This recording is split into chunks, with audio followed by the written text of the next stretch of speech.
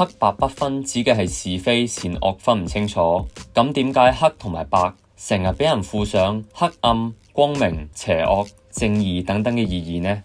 我哋係靈知，今日嘅語言學知識係語言入邊嘅顏色詞語，黑白從何而來？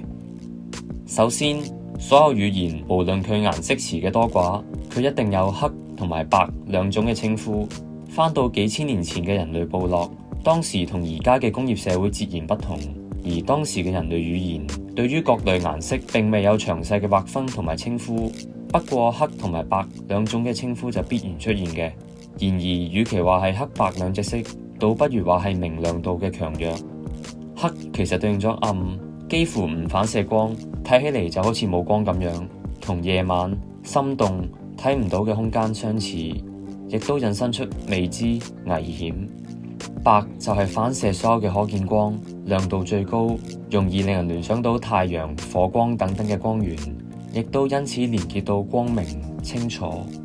所以各種語言入邊嘅黑同埋白，與其話係兩種顏色，倒不如話佢哋代表咗暗同埋光兩種狀態，係天空光亮度嘅變化，亦都扣連咗人類嘅作息時間。呢個同人類嘅存亡息息相關。到後來，黑同暗、白同埋光，亦都隨住人類文明嘅進步，喺語言入邊被附上更加多種意義。例如用黑白代表對立，太極圖嘅陰陽用上咗黑白兩隻色，反映咗世界萬物最基本嘅對立。非黑即白就以黑白兩隻色借代咗事件嘅兩個極端對立面。非黑即白就指極端二分法嘅思維模式，將事情或者人睇作只有全部啱或者全部錯，全部好或者全部壞兩種極端嘅可能，而忽略咗中間嘅灰色地帶。同時，黑白亦都成日同惡善聯繫。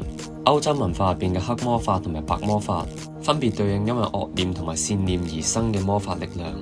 黑心就指人陰險狠毒、喪盡天良 ，white lie 就指善意嘅謊言。近墨者黑、白璧無瑕等等嘅成語，亦都反映咗黑加惡、白加善。值得一提嘅係紅、藍、黃、綠等等嘅其他顏色喺語言入邊嘅發展，都係出現喺黑白之後，而且佢哋出現嘅順序並唔係隨機嘅。